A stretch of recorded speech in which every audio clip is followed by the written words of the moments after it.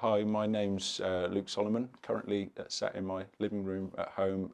We're set up a mobile rig using Cubase 7.5, UR22 and a Yamaha piano.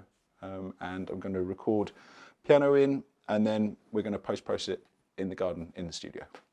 I started making music in 1993, 92, 93. Originally used Cubase on Atari in its very simple, basic setup, where it was literally just a sequencer and you just got building blocks and running arrangements, but everything would be recorded live off one take from a mixing desk. So all the machines, everything running on MIDI and then just using it for playback pretty much. Non-existence of plugins or anything, those things, everything was done through outboard. So the current session I have here was basically based around a loop, a sample, but don't tell anyone. And within that, I've just basically got a groove, and then with the groove that I actually had live percussionists come in and play various different instances of mic setups here, congas. That was done at a separate session. So I've got just a pattern with some kind of key in there, which gives me a basis to start working some more music into it. So effectively what I will do is then go in and record the piano parts, see what happens, and then go in and start editing, etc. So this is the piano, and recording with two SM57 mics set up fairly equally at either end. So we've got left and right stereo. It's a case of positioning them so when you're listening back and you're hearing them, they sound pretty decent in your headphones, but it may be a bit of trial and error. Recording some parts, listening back, because when you're recording, obviously you're hearing the actual piano as well as the recording, so it can be a little disparate in the true sound. So get some recording in, listen back, maybe adjust them until you get something that sounds sweet. Then the mics going in left and right stereo into the UR22 and balancing levels. What we've got here on the arrangement, you can see relatively right, left, everything seems to be okay there. So set the session recording and roll, and then usually I just record tons and tons of various different bits before I go in and start to edit. So recording, I will be using these wonderful AI Studio monitors, so that obviously there's nothing playing outside of the headphones, same as you would be recording vocal in a studio, in a vocal booth. That's all I'm hearing. So I'm hearing the backing track and then the piano parts as I record them, and then I just let it roll around and record.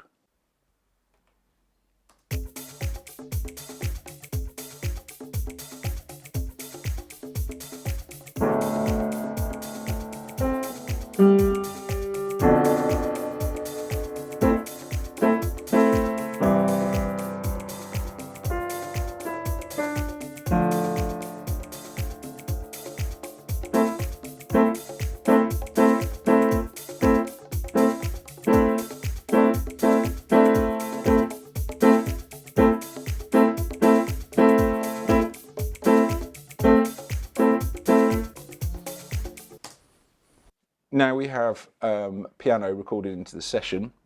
You can see here, this is one of the takes. Currently, with the line that's gone in, the first thing I do was take a look at it before actually getting into the detail and the whether I like the sound of it, whether I like what I recorded.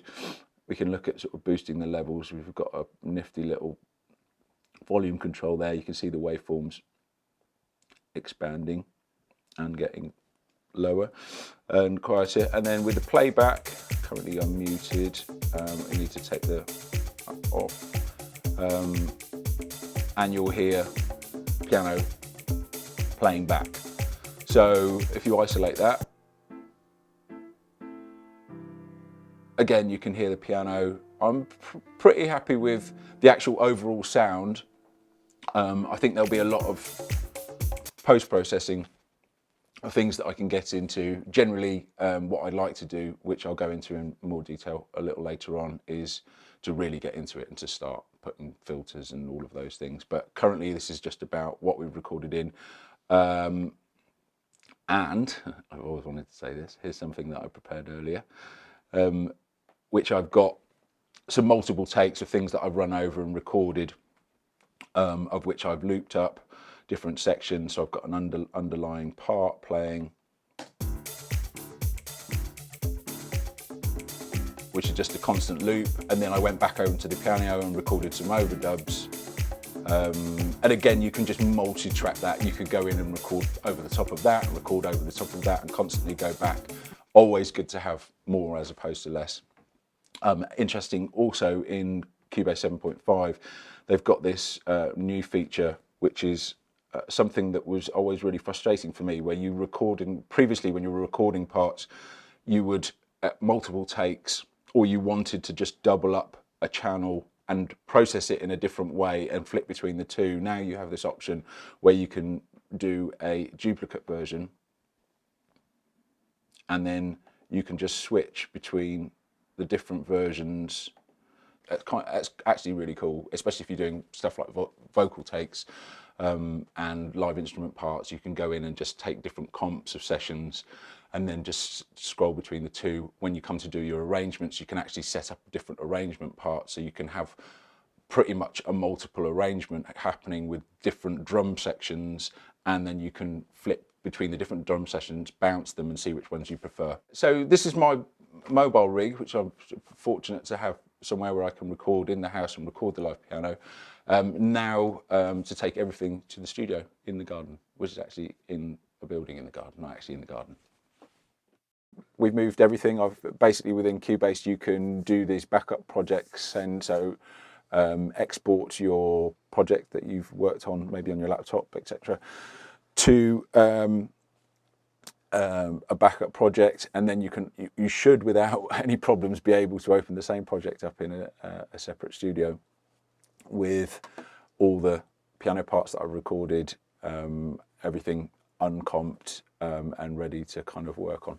Within your arrangements you have a backup project, and what you can do is take the project that you have or you're working on, even if you've saved it in a certain folder, you can set a new folder on your portable hard drive, give it a name, open that, go through the whole process, and basically it will export all the files, a complete duplicate and an absolute replica of everything that you've done, and you will have it saved on your hard drive.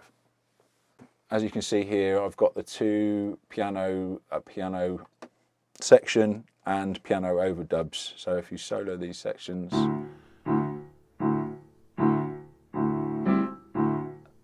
that's a repeating section, and then on the overdubs you'll have the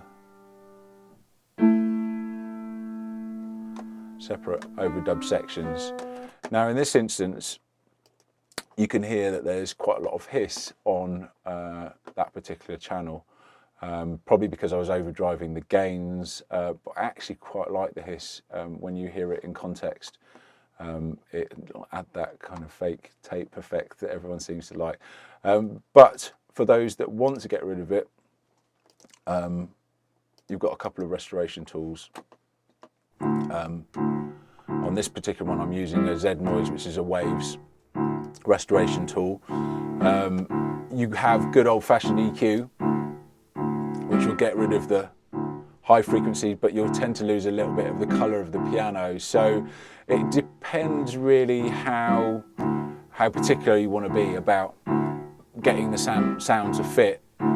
Personally, I think if you've got some hiss there, apart from a phasing issue, which you'll get if you've got multiple piano channels, if it's just a single piano loop, it will actually probably sit quite well within the mix. So it depends how crazy you want to get. So that'll be my initial process for the piano, is finding a loop, that works within the track. In this instance, I've done this, which is effectively just a 4-bar section that's repeating itself. Now, to get that to sit even more nicely within the track, I'll start to add various things after cleaning up the noise and various instances to basically make it just sit nicely. So the first one of these, it depends. If I'm experimenting, it depends on what kind of sound you're looking for. On this track, I've got a lot of live instruments and music playing. So I've got live congas, some live shaker parts. And I want to keep the piano sounding quite live and quite sweet, so I will probably add some reverb. That's some extreme reverb here, which is one of the new little toys which I've only started to just play with on Cubase 7.5, which is a Revelation, which is a reverb which you can edit like so. On this, if you go for a good old-fashioned sort of simple preset, something quite natural sounding, don't ever be afraid to use presets. Sometimes what you might want to do in the instance of presets, and where they can be really helpful, is get you to your start point. So you'll find somewhere where you'll kind of think, oh, that's not a million miles from where I want to be, and then you can go in and start to tweak from there. So it's a little kind of helpful process without wanting to have to just rely or think you're relying on presets. Don't ever be scared. You know, I use presets a lot. I've reached a point where I've adapted my own presets and saved them, call them something else, and then you begin to build your own library off of certain things. But I think in the instance of especially compression and reverb and certain delays and things like that, you're not sure how to get there, use a preset, and then that will be kind of a little kind of helping in pointing in the right direction. So with the piano now,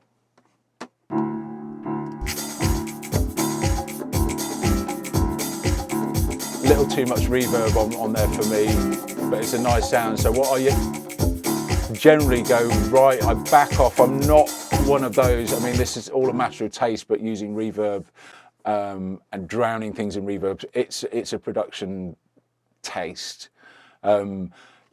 If you're looking for a certain sound that suits that, then go for it. If you're looking for something that's a lot cleaner and a lot more kind of sort of underproduced, then generally, for me, as a matter of taste, I'm really sparing on things like reverb, etc.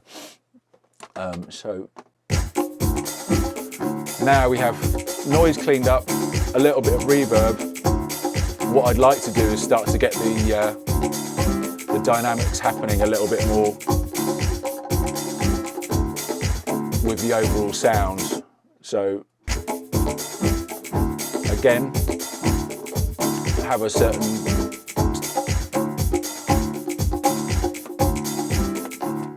using the built-in compression or Cubase's own compression. Now they've got this new, I think it's actually on Cubase 7 and 7.5, where you've got an actual channel strip, which is really helpful than having to add the plugin as you used to do. You can actually just go to the channel strip and you've got all of these various different things. So you've got a gate,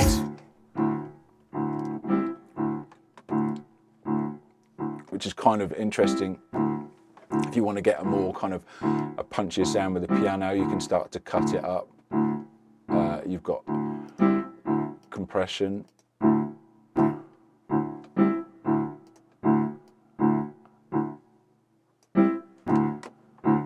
And then on top of that, you've got envelope shaper, and then a saturation, which is really cool, although I have just removed all the hiss from them.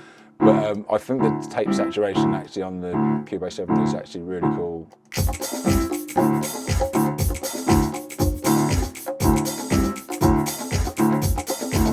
I kind of like what that's doing. It's a bit random, but it started to feel like there's an interesting sound going on with the piano, but it feels dry again. So what I'll then probably do is start to go into getting a little kind of tap delay or something like that on the piano, which I can go in and use maybe just a simple mono delay.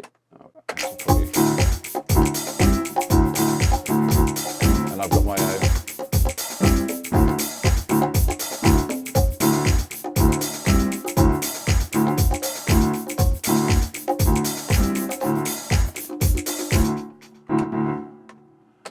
And then basically you just go in and you're starting to kind of mutate a sound. So it's all dependent on whether you want a real traditional sound, you want to clear so you go through all the natural process of just having a piano. So if, for instance, you're recording the piano for literally just a piano and a vocal, then you go for a lot grander, a bigger sound with a lot more space and more reverb, etc.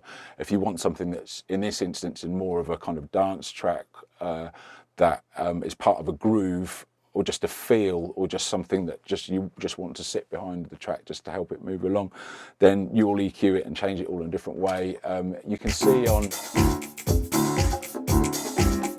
Cubase's new EQ, you can see which frequencies are working, looking for the kind of biting points.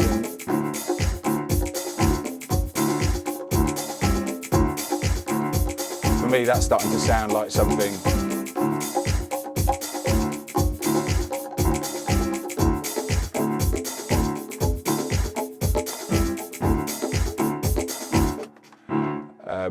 So now it's getting to a place. I mean, this is a very kind of raw technique, but it's showing you that you can start to adapt things. For me now, I'm starting to get something where I'm hearing the piano, wanting it to sort of fit in with the groove or the overall groove of the track. And this is another really nifty little trick for people that use, again, that use Cubase. Is something that I do a lot. The gate compressor, I know we've got a gate on there already, but you've got gate with this little button here, which is a side chain. So now we've got a gate set up with a side chain, of which I quite like the sound of what's happening with the piano. Right, so now you can really have some fun with things, because you can fit the side chain on, go down to here, have your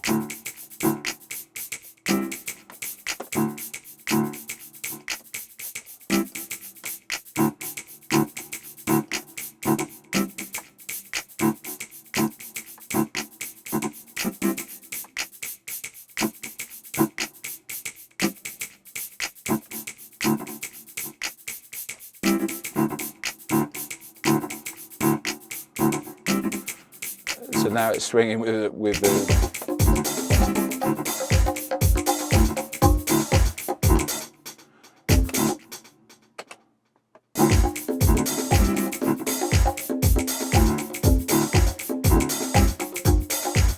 so you can use drums. Maybe there might be a bit too much information on that particular drum part, but you could have something like a hi-hat playing 16th parts, which would start to create like a tremolo effect. So you can really experiment with the sidechain and start to put things like pianos or long synth strings and stuff like that, and you'll get kind of weird tremolo. But what happens is that they start to do it starts to fit with the groove. So you might do something really simple where you just want a push on the piano, and you want it to pump with the kick drum, so you can use the same process to put with the kick drum, and you'll start to feel that the piano will start to sit, or it might want it to sit with the bass line, or what the bass is doing, or what the congas are doing. And so using sidechain and that kind of effect it's a really kind of nifty trick, and you can do it with compression as well as gates in certain instances. hopefully I've given you like a little bit of an overview, an insight into, I mean, ultimately taking a live instrument, which is something that I think is a really valuable process of even recording dance music, and putting that into kind of an electronic background, and then using the tools that you have now available to really manipulate and really start to mess with things, which is, you know, it's better than just going and building things out of a sample library and stuff like that. You can kind of do it yourself. I stuck with Cubase because it's kind of better, the devil you know, than the whole process of working with things. Early on, it was quite tricky working with Cubase because you'd have to go, if I was taking stuff out to Pro Tools rigs or working in Logic, then you would have this real sort of antiquated system of bouncing stems, and I think kind of still stands with a lot of systems where you have to go one by one and record, then take out audio and dry and wet stems. So, but with Cubase, it was one of those things. You kind of, I worked on Logic. I was using Reason with a bridge for Cubase, but I ended up keeping on coming back to Cubase. And then as Cubase developed and got more elaborate, I started to realize that was kind of one of a minimal within dance music that actually run Cubase. I mean, I know a small handful of people that do actually use it in dance music. And with that in mind, I think that gives you a little bit of individuality. It's like everyone shifted to Ableton, then everything sounds like it's made in Ableton. Everyone shifts to Logic, everyone's using the same plugins. And I think with Cubase at Steinberg, it's like a little bit of a kind of secret ammunition for me, that I have things that you can do that I know a lot of other of the DAWs just can't do. So for that reason, it's kind of, and it's actually developed into something that's become super professional. It's really great what you can do with it.